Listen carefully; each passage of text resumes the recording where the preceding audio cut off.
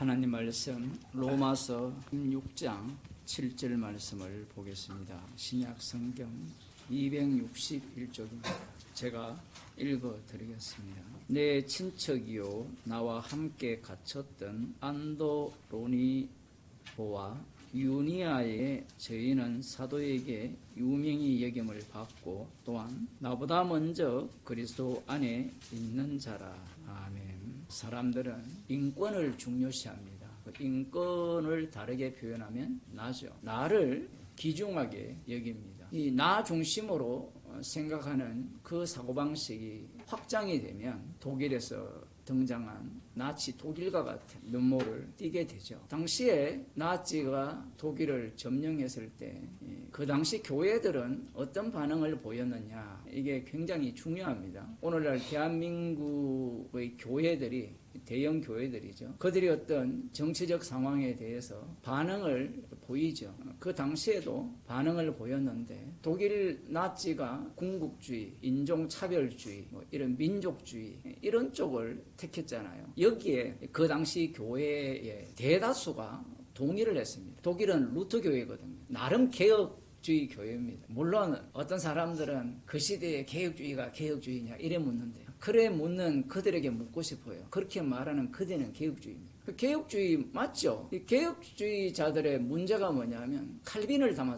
이단적 사고를 갖고 있으면 죽여버립니다. 어떻게 루터 교회가 칼빈주의를 루터 교회니까 상관이 없다고 하겠지만 어쨌든 그러한 영향을 받게 되는데 교회가 왜 히틀러의 사상에 동조를 하느냐라는 거예요. 그러면 그때까지 교회에서 목사들이 뭐라고 설교를 했느냐를 따져야 될 거 아닙니까? 그게 굉장히 중요합니다. 과연 그 사상이 예수 그리스도의 복음과 일치하느냐라고 따져 들어가야 되죠. 여러분 안 따집니까? 어떤 사건이 발생할 때 과연 이게 복음적이냐 아니냐를 따져야 되지 않습니까? 에이 목사님 그냥 우리가 죄인이니까 그냥 살죠. 그냥 사는 인간 없습니다. 여러분이 돈이 되는 것과 안 되는 것을 따져야 안 따져요? 그거는 다 따지잖아요. 그러면 이게 주님의 말씀과 일치하느냐 안 하느냐 다 따져요. 안 따지는 이유가 뭐냐면 따지면 내 손이거든요. 제가 쇼츠에 지난주 설교 중에 나를 갉아먹는 복음, 봉사 이렇게 올리니까 조회수 17명. 희한해요 구조가. 그러니까 이게 AI가 그렇게 전달을 하는지 모르지만 이 자기 부정적인 자기를 부인하게 하는 그런 것들을 원치 않습니다. 그 당시에 교회가 얼마나 많았어요. 우리의 입장에서 여러분이 그 시대에 있었다면 어떻게 했을까요? 만만치 않습니다. 왜냐하면 대세기 때문에 그래요. 그 대안학교 하는 사람들 보면 제가 볼 때 좀 웃기는 게 뭐냐면 대안학교는 기존 학교가 기독교 정신을 안 가르친답니다. 그래서 더 개판이 된대요. 그러면 대안학교에서는 뭘 가르쳐요? 그게 기독교 정신입니까? 세뇌 시키거든요. 주일날 세뇌 모자라가지고 이제 평일까지 대안학교 만들어가서 기독교 정신을 가르친다는 겁니다. 그들이 염려가 뭔지 아세요? 대학을 갔을 때 신앙생활 할 수 있느냐. 이 주님은 이 고린도전서를 보게 되면 이 술 취하는 자와 음행하는 자들과 사귀지 말라 했을 때 그 모든 사람과 사귀지 말라고 한 건 아니거든요. 교회 안에서 술 취하는 자가 있다면 음행하는 자가 있다면 사귀지 말라 했습니다. 오늘날 이런 설교도 교회에서 안 하잖아요. 왜? 다 술 먹잖아요. 우리 성도님들은 술 안 드시죠. 그런 설교를 교회에서 안 해요. 그런 말을 하면 십자가면 되지. 술 먹는 게 뭐냐. 또 그런 사람들이 뭘 주장하느냐 하면 동성연애는 안 된대요. 죽어도. 아니 그럼 동성연애 그 주장하는 자들이 목사들이 뭐라고 얘기합니까? 십자가면 되지. 그 동성연애 죄 용서 못하냐고 십자가가. 그러니까 스스로 모순을 갖고 있는 겁니다. 이 당시에 이 수많은 교회들이 왜 이 여기에 동조를 하느냐라고 할 때 복음 자체가 이미 누구를 위한 복음이에요? 인종차별주의 동의를 했다라는 것은 이 교회에서 설교를 들으면서 철저하게 누구 중심이죠? 나 중심이에요. 퓨리탄인이 이 미국으로 가서 설교를 하잖아요. 목사들이. 거기에 왜 인종차별이 나옵니까? 그 복음 자체가 철저하게 유대교적 복음이었다라는 겁니다. 우리는 청교도가 마치 대단한 것 같죠. 이 청교도 신학을 깊이 있게 들어가게 되면 유대교와 똑같습니다. 그러니까 차별을 하는 거예요. 교회가 복음을 전하지 않으니까 거기에 동조를 해요. 그 동조하는 그 입장에서는 누구 중심이냐라고 하면 나중심이죠. 역사에서는 뭐 가정이 필요 없지만 그 러시아 침공에서 성공을 했다 칩시다. 그럼 그 교회가 승승장구할 거 아니에요. 맞죠? 근데 그 이전에 이미 있었어요. 스페인이나 영국이나 그 제국주의를 앞장서서 선전한 사람들이 누굽니까? 선교사들이거든요. 교회에 대해서, 교회 정책에 대해서 권력으로 밀어붙이니까 어떡하겠습니까? 우리 코로나 때 교회 집회 못하게 할 때 사람들이 두 부류로 나왔잖아요. 어디 국가가 주의 이름으로 모이는 교회를 못 모이게 해. 이런 부류가 있고 반대로 들어야 되는 부류가 있어요. 여러분 어느 쪽에 오라요? 둘 다 틀렸습니다. 그러면 이 당시에 4년쯤 되면 이 독일 정부가 교회에 대해서 억압하고 그런 신학들을 조작을 해낼 때 여기에 대항한 교회가 생겼는데 그게 고백교회입니다. 여러분이 아마 이름 들어봤을 거예요. 칼바르트. 그 다음 또 누굽니까? 디트리 보네퍼. 이런 사람들이 나오거든요. 이 사람들이 이 나치 정책에 반대하여서 주장한 것이 그리스도 중심, 오직 성경. 대단하죠. 그 다음 이제 제가 주목하고자 하는 바는 이 윤리적 실천 강조. 이 얘기를 해요. 윤리적 실천 강조.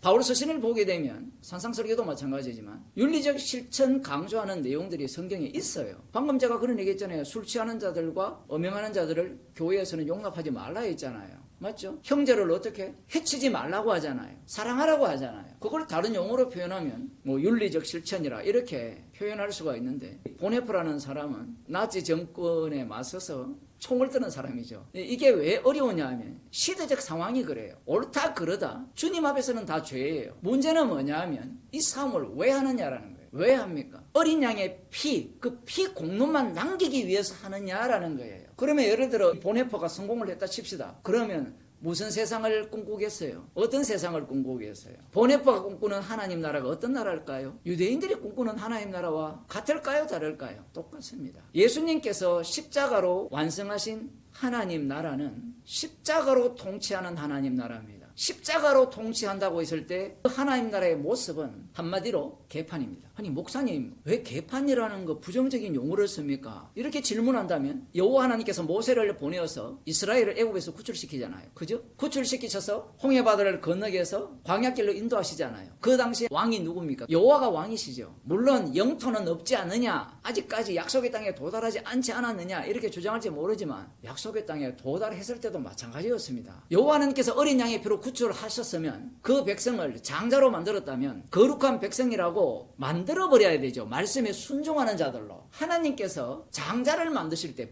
부실하게 만들어요. 여러분 그런 의문을 안 가져봅니까? 어릴 때 요즘 나이 들어서 예수 믿는 사람도 그런 생각이 들 수도 있지만 하나님께서 나를 창세전에 택하여서 성령을 주셨다면 부실하지 않는 제대로 된 성도가 되게 하여서 세상 사람들로부터 조롱받지 않고 비웃음 당하지 않고 당당하게 복음을 전하면 저 사람들이 나를 볼 때 이야 정말로 예수 믿는 사람 답네 이런 사람으로 만들어줬으면 좋겠다는 생각을 안 해본 사람 손 들어보세요. 안 해본 사람들은 이 말씀을 묵상하지 않는 사람이에요. 제가 왜 이렇게 단언하냐면 말씀을 묵상하게 되면 인간 속에 무엇이 작동하느냐면 하나님이라는 분은 온전한 분이고 거룩한 분인데 거룩한 분이 성령이라는 것은 그리스도의 영이잖아요. 누가 그리스도입니까? 예수님이죠. 예수님의 영을 우리에게 주셨다면 우리는 어떻게 해야 돼요? 그래서 미친 인간들이 등장하죠. 예수님의 영을 받았기 때문에 내가 작은 이수다. 제가 그런 사람을 미쳤다고 하는 이유가 뭐냐면 진짜 정신병자예요. 그리스도의 영을 받았다는 의미를 모르기 때문에 그래요. 하나님께서 왜 부실하게 장자를 만들었느냐? 그리스도의 영을 주신 이 성도들이 왜 이렇게 부실하냐? 그 이유는 간단합니다. 그리스도의 영을 받았는데 우리가 하나님의 양자라 했잖아요. 양자를 다르게 표현하면 하나님의 아들이거든요. 그 아들을 죽이면 돼야 안 돼요. 하나님의 아들은 하나님이잖아요. 하나님이 왜 죽어요? 근데 하나님의 친아들은 십자가에 못 박혀 돌아가셨거든요. 하나님은 죽으면 안 된다라는 사상이 유대교 사상이에요. 그러한 사상을 교회가 그대로 물려받은 겁니다. 중요한 건 뭐냐? 윤리와 실천을 강조한다는 말은 이 세상 괜찮게 살아갈 수 있는 환경이 필요하다라는 거죠. 윤리와 도덕이 무너지면 어떻게 됩니까? 그게 어떻게 돼요? 개판이 되잖아요. 그죠? 그런데 고린도 교회가 그것부터 먼저 무너지거든요. 복음이 들어오니까. 제가 지금 로마서 16장 7절 말씀을 들어가기 전에 이 말씀을 드리는 이유가 말씀을 해석하는 방식에 있어서 항상 사람들은 사람 중심으로 성경을 본다라는 거예요. 사람 중심으로 성경을 보기 때문에 오늘 본문에 주목을 할 때 이 유니아라는 인물에게 주목을 합니다. 여기에 들어가기 전에 나치 이야기를 좀 더 한다면 예수님께서는요 원수를 사랑하라 했어요. 마태복음 5장에 보면 율법에는 이웃을 내 몸과 같이 사랑하는데 원수는 어떻게 하라 했어요? 미워하라 했죠. 이거는 다 알고 있잖아요. 구약에 마태복음 5장 43절을 볼까요?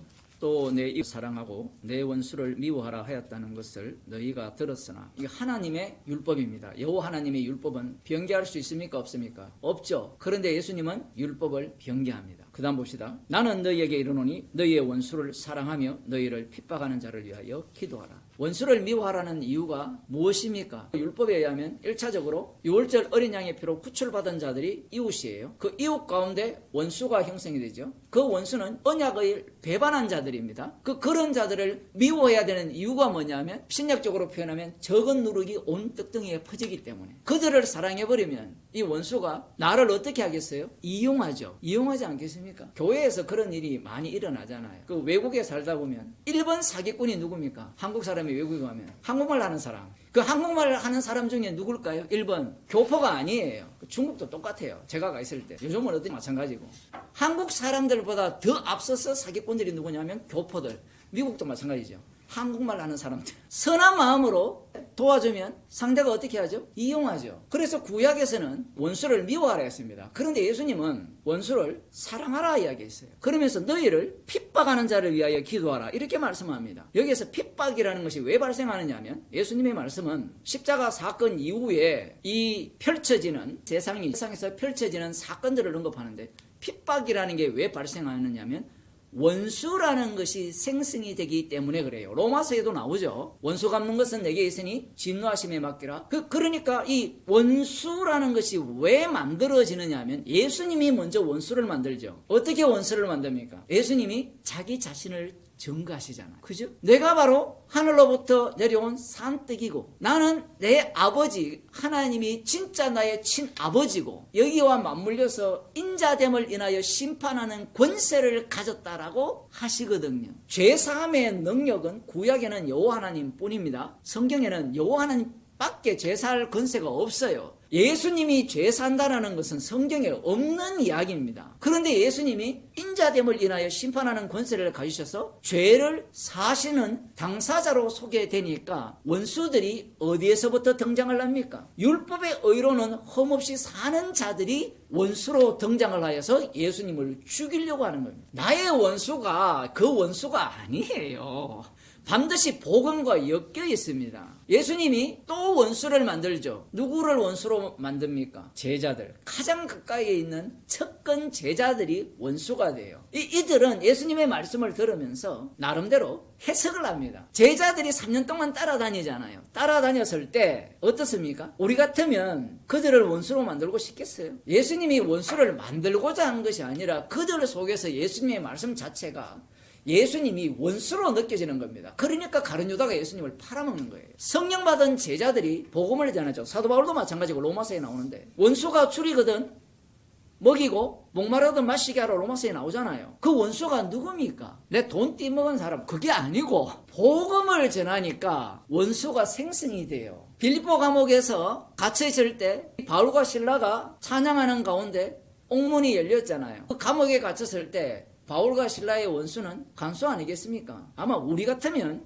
그 간수가 자기라고 할 때 어떻게 했을까요? 제가 성질이 더러워서 너 죽어 이렇게 생각하는 저만 그럴까요? 어떻게 했습니까? 그 원수를 오히려 사랑하는 거예요. 복음의 원수, 목사는 십자가 피복음을 전할 의무가 있어요. 물론 여기에는 앞서 제가 말씀드렸던 술 취하는 문제, 음행하는 문제를 다 다루어야 됩니다. 그 마지막 종결 지점이 십자가여야 되죠. 우리끼리, 사람들끼리 윤리적인 행동을 하고 도덕적인 행동을 해서 살기 좋은 세상을 만들자. 천지인 사상입니까? 이 천지인 사상도 웃기는 게 하늘의 뜻에 조화롭게 인간이 살아야 된다. 자연에 조화롭게 살아야 되는데 그게 말이 안 되는 게 자연을 누가 다 해석을 해요. 자기가 다 해석을 하잖아요. 주기도문하고 비슷해요. 하늘에 계신 아버지여 뜻이 하늘에서 이루어진 같이 땅에서도 이루어지이다. 이걸 끌고 오잖아요. 이 대순진리회가 기독교도 끌고 왔잖아요. 다 끌고 옵니다. 그런데 이들의 문제가 뭐냐면 하늘의 뜻을 저들이 해석을 해요. 예수님이 십자가로 해석을 했거든요.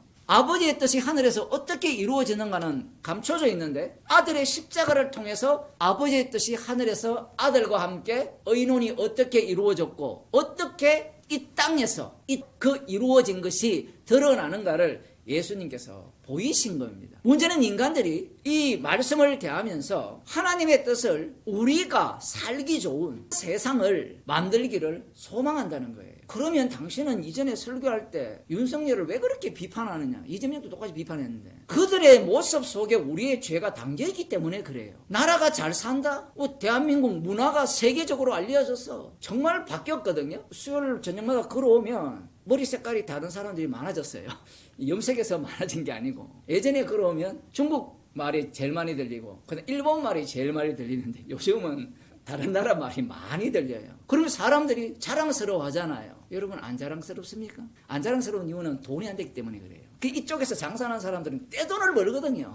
그러한 것들이 다 십자가의 복음을 가리는 요소들로 작동을 해요. 인간이 하는 일 중에 십자가 복음에 해방이 안 되는 요소는 없습니다. 칼바르트가 되었든 보네퍼가 되었든 복음을 전하면서 사라져야 돼요. 예수님이 윤리적 실천을 그러한 세계를 꿈꿨다면 십자가에 못 박혀 죽으시면 안 됩니다. 십자가에서 내려와서 이 부조리한 인간들, 본디오 빌라부터 시작하여서 헤로드 왕, 그리고 로마 제국의 황제, 이 짐승의 나라들, 바리새인과 서기관, 사두개인들 싹쓸이 해버려야 되죠. 처단. 이 사상을 누가 갖고 있었어요? 히틀러가 갖고 있었던 거예요. 이걸 뒤집어 보면 반대쪽에 있는 사람들도 똑같아요. 교회는 이 땅에서 사라져야 됩니까? 영원히 있어야 됩니까? 여러분 한번 답변 한번 해보세요. 좀 공부했다는 사람은 주님의 피로 사신 교회는 이 땅에서 영원해야 된다. 말은 맞아요. 그런데 이 땅이 불바다 되기까지 교회는 계속해서 어떤 면모를 보여야 되느냐면 세워졌다가 사라져야 돼요. 아시아의 7교회가 왜 주님이 사라지게 했느냐? 인간들은 교회를 나중에 우상화시키거든요. 예배당이 크게 지어놓은 예배당을 한번 가보세요. 몇 년 건축, 그거에 인간들의 습관이라 칩시다. 100주년 기념, 150주년 기념, 그 다음 200주년 기념,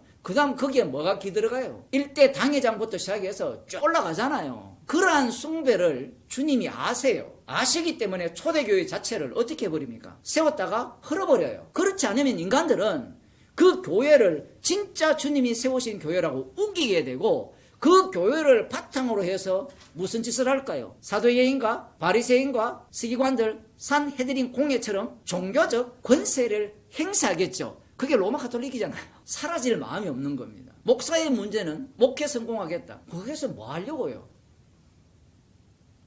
다 죽을 건데. 그러면 죽을 건데 왜 삽니까? 남겨야 되는 게 있잖아요. 십자가에 피복음만 남겨야 돼요. 그것만 남기려면 우리는 사라져야 돼요. 교회가 영원할 필요가 뭐 있습니까? 앞으로요, 이 유튜브를 통해서도 복음 못 전할 수가 있습니다. 하도 이상한 사람들이 많아가지고. 차단해버리면 끝나요. 맞잖아요. 그런 영화들이 꽤 많잖아요. 악당들이 전산망을 장악하면 한순간에 모든 게 끝나죠. 이번에 봤잖아요. 국가 정보 거기에 불이 나니까 어떻게 돼요? 그런 것도 웃기죠. 한 곳에만 모아놓으면 서버를 다 딴 데 하나씩 둬야 되는데 우리 목사들도 재료를 다 모아놓거든요. 따로. 안 그러면 언제 날아갈지 모르니까 유튜브에서 화가 나가지고 이제 설교들은 다 제가 하겠다. 물론 돈 되면 제가 하지 않지만 주님이 말씀하시는 것과 인간들이 생각하는 것이 달라요. 미국에서 번영신학이 유행을 했거든요. 그 번영신학을 갖고 온 자들이 순복음입니다. 예수님의 십자가와 번영신학은 안 맞아요. 정반대입니다. 그러면 목사님, 예수 믿는 사람은 부자가 되면 안 됩니까? 돼요. 부자가 돼요. 물론 부자 되어서 지옥 보내는 주님이 일이 있기 때문에 그럴 수 있는데 이 인간이라는 구조가 희한해요. 부자가 되면요. 마음에 간절함이 없어져요. 우리 자신들을 한번 보세요. 여러분이 한 20년 전에 가난했잖아요. 지금도 더 가난한 사람이 있지만 그때와 지금의 마음의 태도가 어떻습니까? 목사들의 설교가 왜 바뀌겠어요? 돈 많이 줘보세요. 설교 바뀝니다. 왜 바뀌어야 돼요? 돈이 나오는 사람들을 기쁘게 해야 될 거 아니에요. 아니 이건요, 여러분 회사도 똑같아요. 사장님 마음에 안 든다고 사장님한테 들어받아 보세요. 어떻게 됩니까? 이런 번영신학, 이것도 마찬가지죠. 인간을 위해서 만든 신학입니다. 구원파 신학이라든가 개혁주의 신학이라든가 신천지 신학, 하나님의 교회 신학, 이들 모두가 다 특징이 있죠. 공통점이 뭡니까? 사람을 위해 있어요. 사람을 기쁘게 하는 것은 복음이 아닙니다. 다른 복음입니다. 오늘 본문에서 여성이 등장을 하는데 이 인물을 왜 주목하게 되느냐 하면 이 사도들 중에 유명히 여김을 받는다 이렇게 말씀하고 있기 때문에 그래요. 안드로니고와 유니아 이렇게 이름이 나오죠. 로니고는 남자라는 것이 확실해요. 그런데 유니아는 여자냐 남자냐 이걸 갖고 역사적으로 다툼이 있었습니다. 신학자들이. 왜 그러냐면 뒤에 나오는 사도들 중에 유명히 여김을 받는다. 요 헬라어 문장이 어떻게 되는가 하면 엔토이스 아포스톨로이스예요. 뭐 몰라도 됩니다. 여기 엔이라는 용어가 있거든요. 이 엔 어떻게 해석하느냐에 따라서 이 나오는 사도들 중에 유명히 여김을 받는다라는 것이 달리 해석이 된다는 거예요. 자, 봅시다. 여기에서 예를 들어 제 이름을 이야기합시다. 석훈이가 있다 칩시다. 석훈이가 우리 교인들 가운데 유명을 받는다 할 때, 국어 시간입니다. 석훈이가 우리 교인들 안에 들어가요, 안 들어가요? 한국말이 어려운 이유가 있는데, 한국말만 어려운 게 아니라 헬라어도 어려워요. 왜 그러냐면, 이 기존 신학에서 주장하는 인간들의 문제가 뭐냐면요. 그들은 문법을 고착화시켜요. 문법을 고착화시키면 장점이 뭐냐 하면 본문을 해석할 때 정답이 나와요. 그런데 문법이라는 것이 먼저입니까? 글이 먼저입니까? 예? 글이 먼저잖아요. 말할 때 문법에 맞춰서 이야기해. 그렇게 말하는 사람 없거든요. 근데 인간들이 지가 나름 똑똑하다니까 하나님께서 헬라어나 히브리어로 계시를 주셨다니까 하나님의 말씀은 틀림없어. 하나도 안 틀릴 거야. 그러면서 그 의미를 찾아내는데 자기가 선악과를 먹었잖아요. 먹으면 자기가 분석하고 해석하고 판단을 합니다. 헬라어 문법, 뭐 대학원 가면 다 배워요. 요즘은 갈 필요도 없습니다. 챗GPT가 문법 전문가이기 때문에 이제 필요 없어요. 다 찾아서 한 10초 만에, 그리고 좀 깊이 있는 거는 한 20초 걸려요. 답변 다 해줍니다. 헬라어, 히브리어 백날 해봤자 이전에 했던 그 이상이 안 나와요. 제가 어떤 분한테 그런 얘기를 했거든요. 제 설교 지금 하고 있잖아요. 챗GPT에 넣어서 관주를 달아달라고 하면요, 100% 달아줍니다. 제가 말한 것 중에 새로운 게 없어요. 왜냐하면 이전에 설교가들이 수천 명, 수만 명, 수십만 명이 되잖아요. 그 자료를 다 끌어모으거든요. 이 사도들 가운데 유명히 여김을 받아야 할 때 이 유니아를 왜 하느냐 하면 브리스가와 아굴라 이때도 그런 얘기가 나오지만 여성이라는 것에 대해서 사람들이 주목을 해요. 아니 주목할 이유가 뭐가 있어요? 죄인인데. 주목을 한다면 기능 때문에 봐야 되거든요. 기능. 남자와 여자 이 기능. 물론 그 기능과 함께 죄의 깊이와 관련되어서 볼 필요는 있는데 많은 사람들이 이 유니아를 사도 중 한 사람이라 해석을 합니다. 사도를 의미할 때 12사도를 사도라고 표현하는 그 다음 그 이상 바나바도 사도라 하거든요. 그걸 확장 개념으로 쓰는 경우도 있어요. 그래서 이 유니아를 확장 개념으로서의 사도 속에 포함되느냐라고 할 때 포함된다 주장하는 게 역사적으로 이 성경을 이 본문을 해석할 때 주류입니다. 그러면 그렇게 하면 무슨 장점이 있나요? 그 당시에 여성들이 굉장히 멸시받는 위치에 있었는데 도드라지는 역할을 하면서 교회에서 주도적인 역할을 했다. 여기에 주목을 해요. 그런데 이 이야기를 해버리면 그 앞에 나오는 논의고는 뭐가 돼요? 예?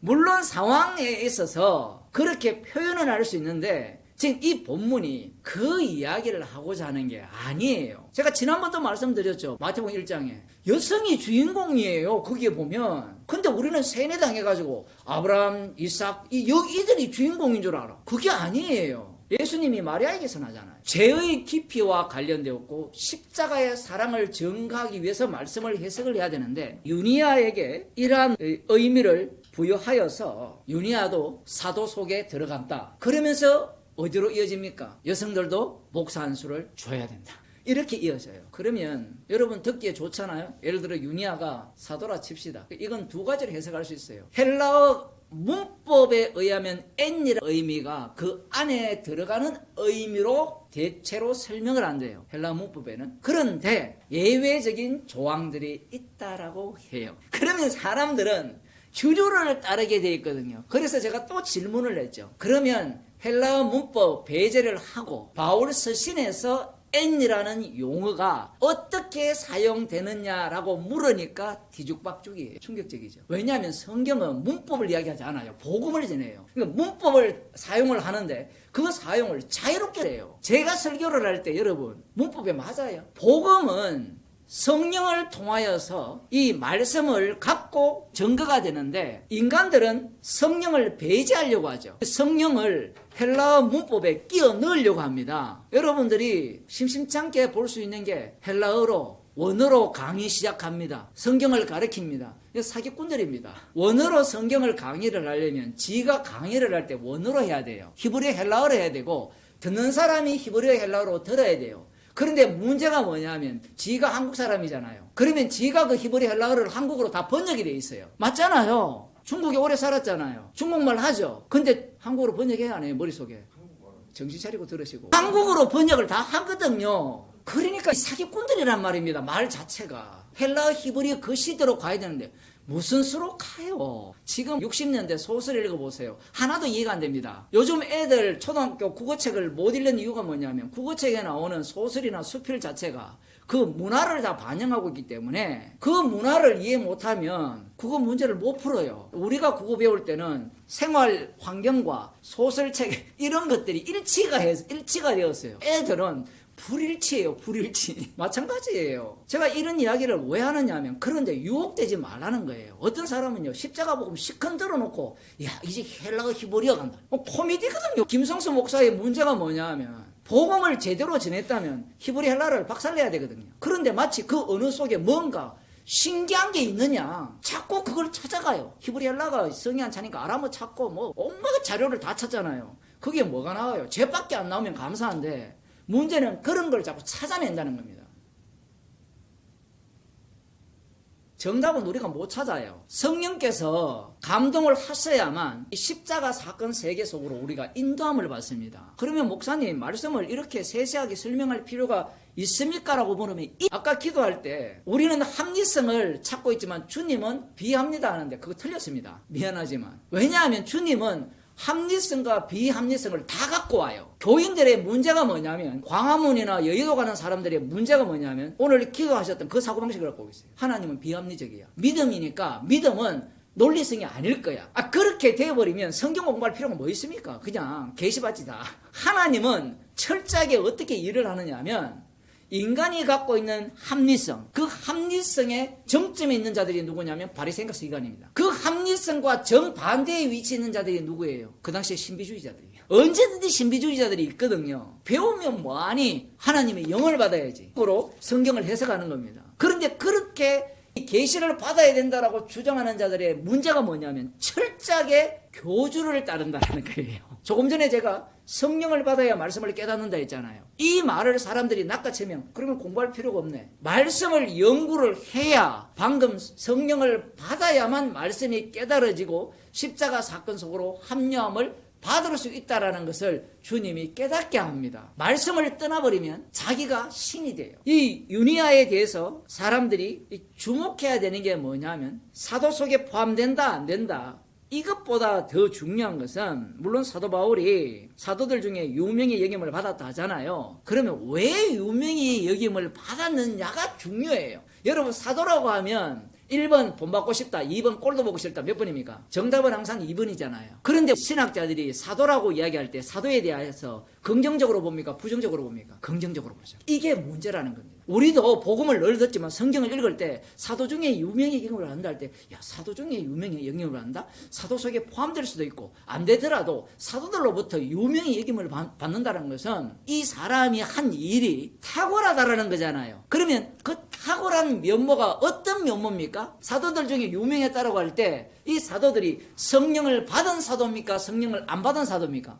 안 받은 사도들 가운데 유명했다면 이 유니게는 어떤 면모를 보이느냐 하면, 제자들이 예수님을 따라다닐 때 뭐라 했습니까? 모든 것을 버리고 쫓았으니까 이제 우리는 주의 우편의 자리, 좌편의 자리, 섬기는 자리가 아니라 권세를 부리고 남들을 어떻게 시켜먹는 그 자리를 그들이 원했잖아요. 그러면 그런 면모를 유니게가 보였다라는 겁니다. 그런데 지금 여기에 나오는 사도들은 성령을 받았잖아요. 성령을 받은 자들이 유명의 이김을 받는다? 유니아가 어떻게 살았을까요? 예수님처럼 살았죠. 예수님이 어떻게 살았습니까? 또 예수님처럼 살았다면 또 망상을 하잖아요.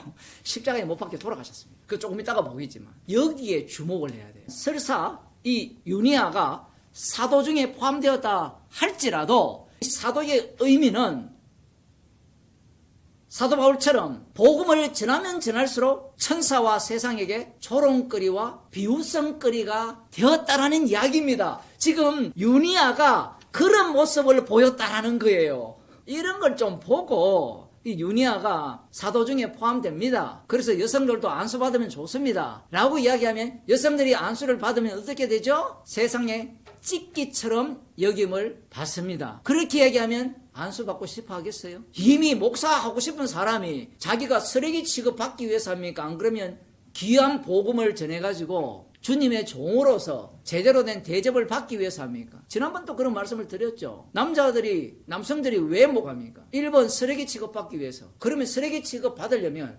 신학교 가기 전에 그때부터 쓰레기 취급을 받아야 돼요. 가기 전부터 이미 아부의 달인이 되잖아요. 신학교 가면 더 아부의 달인이 되거든요. 그 아부를 하지 아니하면 전도사 자리도 위태위태합니다. 요즘은 세대가 달라가지고 아예 전도사 안 하잖아요. 그 더러운 거 안 한다고. 물론 이런 시대적 상황을 주님이 그대로 사용을 하지만 전도사들이 이 복음 전하는 자리를 그런 식으로 생각하는 이유가 뭐냐면 교회에서 설교를 그렇게 들었기 때문에 그래요. 마태복음 20장 18절에서 28절에 그 내용이 나오잖아요. 세베대의 두 아들의 엄마가 와가지고 하나는 우편에 좌편에 라고 요구할 때 다른 제자들이 화가 났습니다. 왜 그렇습니까? 처음 예수님이 선택해서 제자들을 부를 때 사람을 낚는 어부가 되게 하겠다라고 할 때 제자들은 꿈에 부풀어 오르잖아요. 사람을 낚는 어부가 되면 한번 봅시다. 물고기를 잡을 때는 물론 자기가 조금만 고생하면 그 다음 뭐가 있죠? 수확이 있잖아요. 근데 사람을 낚는 어부는요, 자기가 죽고 그 사람을 살리는 교환이에요. 복음이라는 것은 내가 죽어야만 상대를 사망에서 생명으로 구원하는 그 기능을 감당할 수 있어요. 사망은 내 안에 역사하고 생명은 너희 안에 역사한다라는 이 말이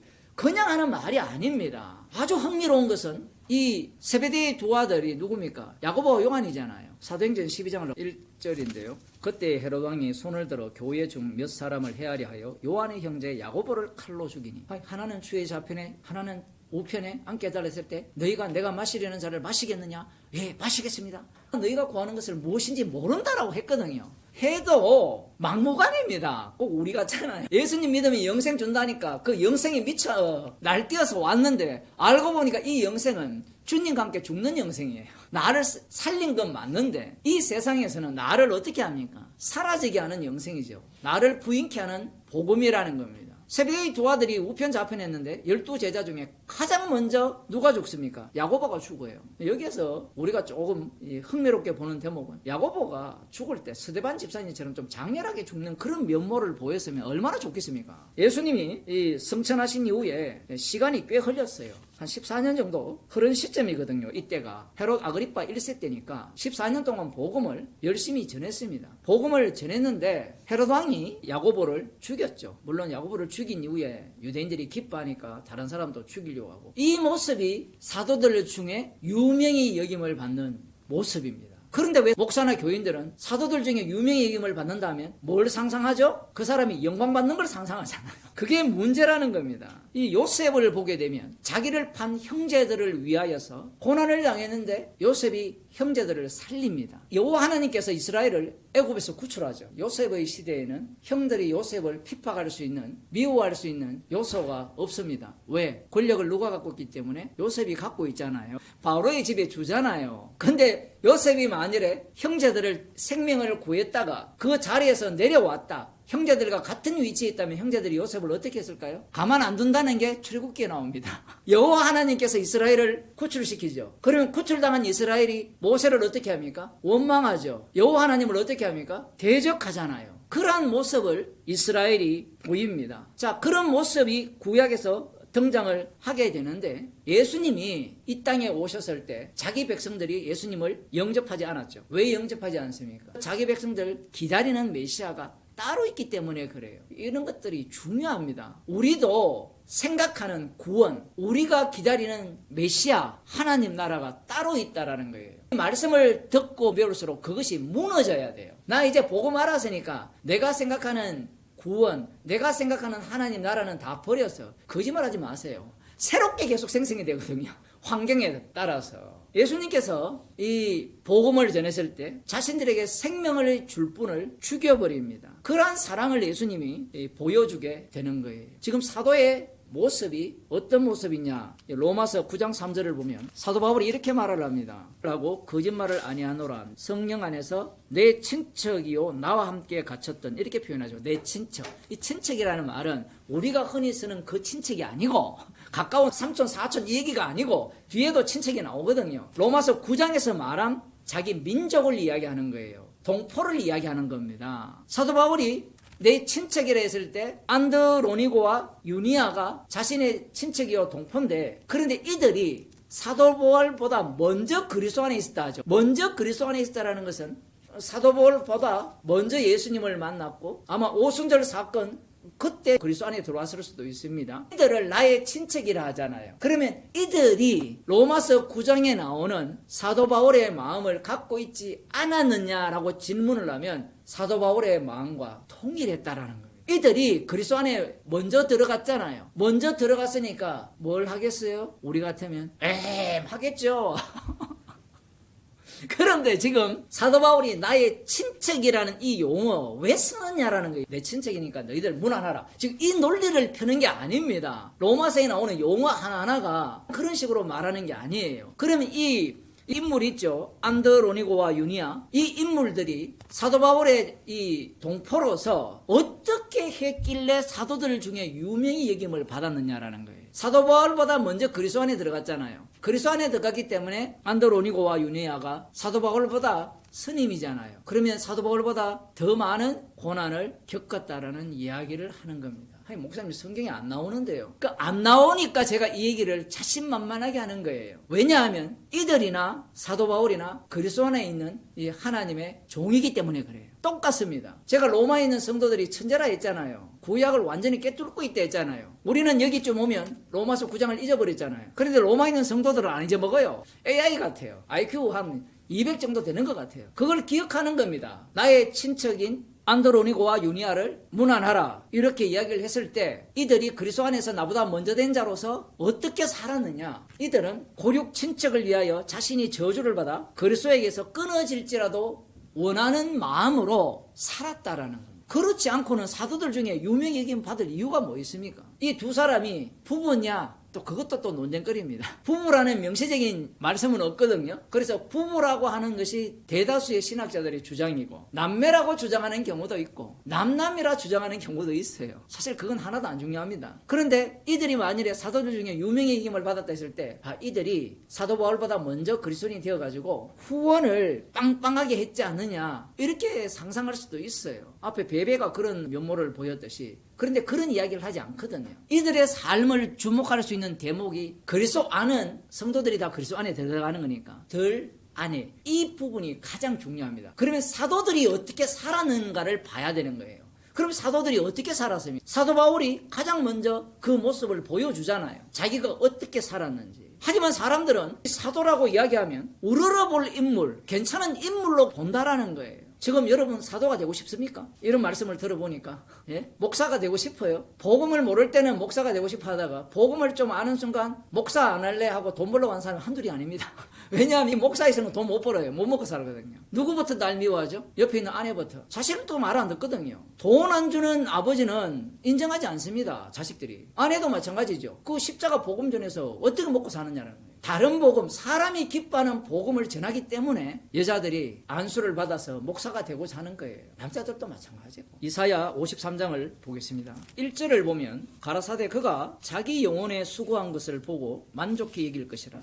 영혼이라고 표현했지만 예수님의 몸이에요. 몸. 어떤 사람은 이 영혼을 영혼과 육 분리해서 이렇게 해석하는 사람도 있는데 그건 어디에 속았다 했습니까? 아까 이야기할 때 원어, 문법. 그 성경은 사람을 이야기할 때 영혼이라고도 이야기하고 영이라고도 이야기하고 사람이라고도 이야기하고 몸이라고도 이야기하고 다양하게 이야기를 해요. 우리들도 말을 할 때 그렇게 하잖아요. 영혼이 수고한 것을 보게 되면 만족히 여길 것이라. 나의 의로운 종이 자기 지식으로 많은 사람을 의롭게 하며 또 그들의 죄악을 친히 담당하리라. 자기 지식으로 의롭게 한다. 이런 용어들이 어렵죠. 이 구약에서는 지식을 가르쳐서 하나님을 알게 해서 돌아오게 하여서 의롭게 한다잖아요. 그런데 여기에서는 예수님의 몸, 그 예수님이 갖고 있는 말씀이 육신이 되시잖아요. 그 육신이 되신 분이 수고를 하십니다. 어떤 수고를 하시죠? 십자가에 못 박혀 죽으시죠. 그 죽으심으로 말미암아 그 십자가의 피를 통하여서 죄를 용서하고 의롭게 하시는 거예요. 그것을 만족히 여긴다는 겁니다.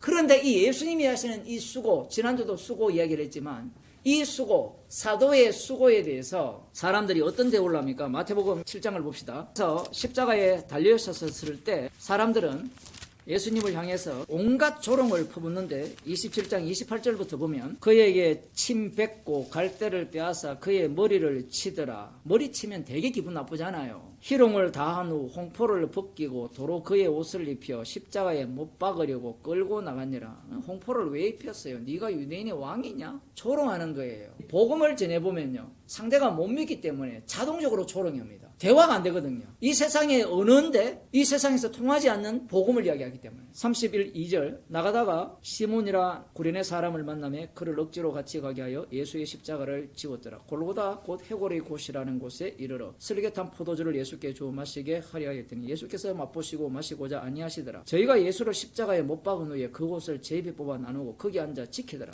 그 머리 위에 이는 유대인의 왕 예수라 쓴 죄패를 붙였더라. 이때 예수와 함께 강도들이 십자가에 못 박히니 하나는 우편에 하나는 좌편에 있더라. 지나가는 자들은 자기 머리를 흔들며 예수를 모욕하며 가로되 성전을 헐고 사흘에 짓는 자여 네가 만일 하나님의 아들이거든 자기를 구원하고 십자가에서 내려오라 하며 오병이의 기적을 일으킨 현장에 있었다면 이렇게 조롱하겠습니까? 아니죠. 그런데 죽은 자도 살리고 여러 기적을 일으켰는데 십자가에 달렸어요. 그러면 그때 여러분이라면 뭐라고 하겠습니까? 기도하는 내용이 있잖아요. 주님이 살아계신다면 어떻게? 십자가에서 내려와서 나도 구원하고 하나님의 영광을 위해서 우리 집안도 다시 일어서게 해주시고 우리 자녀들도 잘되게 해주시고 이거 하거든요. 그게 조롱입니다. 조롱. 주님이 살아계시는데 왜 그 십자가에 못 박혀 돌아가시느냐? 당신이 주라면. 예수님이 3년 동안 어떤 일을 하지 않았었다면 이런 조롱을 안 당해요. 그런데 마귀가 예수님을 시험할 때 뭐라 했습니까? 네가 하나님의 아들이면 돌로 떡덩이 만들어라. 성경 꼭대기에서 뛰어내리면 천사들이 너를 보호할 것이다. 이런 시험을 할 때 예수님이 그 시험에 동조를 안 했잖아요. 마지막에는 마귀가 누구로 드러납니까? 지나가던 사람, 바리새인, 대제사장, 강도, 이들이 마귀의 실체예요. 수요 예배 때 마가복음 할 때 이야기했잖아요. 더러운 영들이 말을 하는데 그 한 사람이 더러운 영들을 대변한다 했잖아요. 이 성경의 구조가 재밌단 말입니다. 앞부분에는 마귀가 등장을 했는데 예수님이 십자가 달릴 때는 마귀가 조롱하는 게 아니라 누가 조롱하죠? 남은 자 유대인들이 조롱을 한다라는 겁니다. 하나님의 아들이거든 자기를 구원하고 십자가에서 내려오라. 당연하잖아요. 맞죠? 하나님의 아들이면 그래야 되지 않습니까? 여러분이 복음을 전해보면 무슨 능력이 있습니까? 아무 능력이 없잖아요. 그런데 어떤 능력이 나타나느냐 하면 이 복음에 합류하는 자와 핍박하는 자가 나타나요. 그게 능력입니다. 그게 더 강력해지면 핍박하는 자가 우리를 왕따시키고 제거를 해버립니다. 그 정도까지 안 가는 이유는 우리 자신이 믿음이 없어서 그래요. 그와 같이 대제사장들도 서기관들과 장로들과 함께 희롱하여 가로되 저가 남은 구원하였으되 자기는 구원할 수 없도다. 얼마나 이게 맞는 말입니까? 옳은 이야기입니까? 맞죠? 예수님이 주님이고 만유의 주고 왕중의 왕이라면 적어도 누구보다 더 뛰어나야 되죠? 트럼프보다, 이재명보다 뛰어나야 되잖아요. 왕중의 왕이라면. 그런데 그 왕중의 왕의 아들이 누굽니까? 여러분이잖아요. 그런데 여러분 모습은 어때요? 자기를 구원할 수 없다다. 남은 구원하고. 예수님 참 좀 심하지 않습니까? 남을 아예 구원하지 않았으면 이런 소리 안 들을 거 아니에요. 그럼 왜 남을 구원했어요? 이 소리 듣기 위해서 구원했고, 더 중요한 것은 남을 구원함으로 말미암아 그게 구원인 줄 그들이 생각하도록 만든 거고, 그들 마음속에 있는 메시아의 의미가 가장 어떤 의미다? 악마적임을 드러내기 위해서 남을 구원한 거예요. 그래서 마태복음에서 마귀에게 시험을 받으시고 그 시험을 거절하셔놓고 공생애로 들어가면 거절한 그 일들을 행하시잖아요. 오병이어의 기적, 칠병이어의 기적, 죽은 자 살리고 무리로 걷고 폭풍을 잠잠케 하고, 이 설교를 아무리 해도 사람들이 못 알아들어요. 십자가에 달린 예수님의 이 수고, 이 수고에 대해서 수고로 봅니까? 안 봅니까? 안 봐요. 사도 바울의 수고를 고린도 교인들이 수고로 봅니까? 처음에는 보다가 안 보잖아요. 물론 나중에는 또 보겠죠. 그러다 고린도 교회 사라집니다. 고린도 교회 사라졌다는 것은 수고를 안 본다는 거예요. 그 수고에 대해서 사도로 역임을 받은 유니아오 어떤 대우를 받았는지 이제 짐작이 가시죠. 사도들도 모두가 이러한 대우를 받습니다. 조롱을 받아요. 어떤 조롱 받겠어요? 자, 잘 보세요. 마태, 마가, 누가, 요한 사복음서가 있잖아요. 사복음서 안에 가룟유다 빼고 11사도가 어떤 짓을 한지가 낱낱이 기록이 되어 있어요. 예수님을 이용해 먹으려고 했죠. 베드로가 예수님을 모르다 했잖아요. 그들은 하나님 나라라는 것을 예수님이 말씀하신 것과 전혀 다르게 생각하여서 한 자리 차지하려고 했잖아요. 그들이 복음을 전한다 생각해 보세요. 우리는 망상을 하는 게 뭐냐면 사도들이 성령을 받았기 때문에 과거 완전히 단절되어서 사람들이 사도 바울을 새롭게 본다고 생각할지 모르지만 성령 받은 자들만 새롭게 봐요. 성령 못 받은 자들은 성령이 임하기 전에 조롱 대상, 사도 대상입니다. 베드로 그리스도의 것입니다 라고 이야기를 할 때 요한복음에 가서 주겠습니다 라고 해놓고 뭐라 합니까?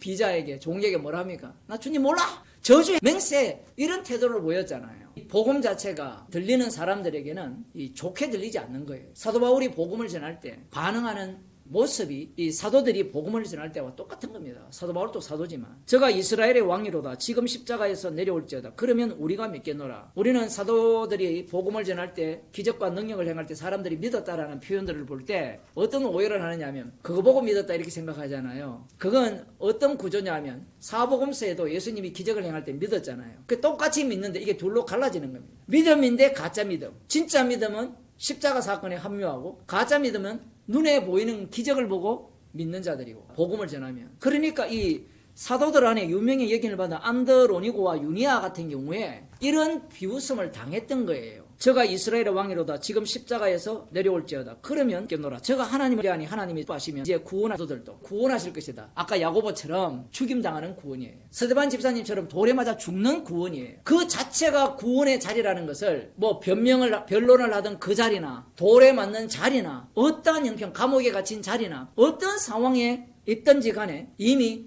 구원의 자리에 있는 거예요. 성도가 그 위치에 있는 겁니다. 그런데 상대들은 구원을 어떻게 생각해요? 너의 형편, 너의 모습이 과연 구원이냐? 조롱하게 돼 있죠. 복음이라는 것을 내뱉어 보게 되면 상대가 갖고 있는 저들이 신학이 없는 게 아니고 저들 나름대로의 신학이 또 따로 있거든요.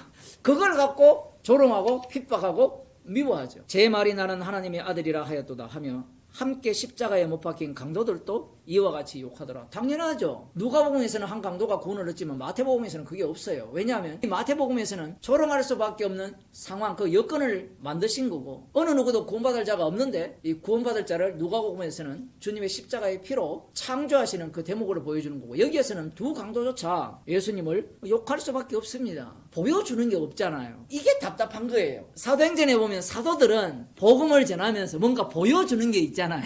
손수건을 만져도 병이 낫고 그죠? 그 말씀이 어떤 의미냐 하면 손수건을 만져도 병이 나으니까 사람들이 믿는다 할 때 그 믿음은 그걸 보고 믿는 자는 믿음이 아니라는 거예요. 만일에 그걸 보고 믿었다면 여기에서 조롱하는 자들과 똑같은 겁니다. 그 손수건이 그 작용을 안 하면 어떡할 거예요? 안녕히 계세요. 사도들의 삶이 어떠했는가? 사도 바울이 이렇게 이야기하잖아요. 나와 함께 갇혔던 안드로니고와 유니게라고 하잖아요. 사도 바울과 함께 갇혔다는 겁니다. 언제 갇혔습니까? 성경에 안 나와요. 그러니까 사도 바울은 이 안드로니고와 유니게를 자신과 유니아를 일치시키는 겁니다. 함께 갇혔다라는 거예요. 로마서 6장에 의하면 예수님과 함께 죽고 다시 살리심을 받는데 그 부활에 참여하려면 성도가 예수님의 죽으심에 참여하는 자로서 부활에 참여하는 그 모습이 성도의 본 모습이고 여기서 사도의 본 모습이라는 겁니다. 그래서 사도들 중에 아주 유명히 여김을 받은 사도들 중에 한 사람이라 해도 돼요. 제가 그걸 비판한 이유가 뭐냐면 그걸 갖고 계속해서 여성이 어떠니 이런 이야기를 하니까 제가 그걸 비판한 거예요. 사도라 해도 돼요. 그런데 사도의 문제가 아니라 사도의 그 특성이 지금 핵심입니다. 사도 바울과 함께 갇혔던 자였어요. 왜 갇히겠습니까? 복음 때문이잖아요. 로마서 8장에 보면 거기에 보면 종일 우리가 도살할 양같이 여김을 받는 그러한 면모를 이들이 보였기 때문에 문안하라는 겁니다. 여기서 아주 흥미로운데 계속해서 16장에서 말씀하는 것은 너희들 전체가 문안하라는 거예요. 말씀이 무섭죠. 지금 우리 한 10명이 이렇게 모여있는데 10명에게도 어떤 A라는 사람에게 문안하라 하면 10명이 뭐라 하겠어요? 모르긴 몰라도 생각이 다 다를 겁니다. 내가 왜? 저 인간은 내가 지금까지 보면 자기 관점이 다 있을 거 아니에요. 자기 관점. 예를 들어 이들이 로마에 있다 칩시다. 이들이 볼 때 완벽한 삶을 살았을까요? 우리는 성경을 볼 때 착각하잖아요. 야, 이 사람들은 완벽할 거다. 완벽하면 그 사람 메시아죠. 제가 처음 시작할 때 교회를 뭐라 했습니까? 개판이라 했잖아요. 십자가의 피를 증거하기 위한 교회이기 때문에 그래요. 인간들은 십자가의 피를 증거하기를 싫어해요. 그래서 완벽한 사람을 원하는 겁니다. 그래서 내 마음에 드는 사람이 아니면 문안하겠어요? 안 하겠어요? 만일 이들이 로마에 있었다. 같이 살면 어떻습니까? 처음 여러분들이 저를 만났을 때 기대감이 100이었다면 지금은 0 아닙니까? 0.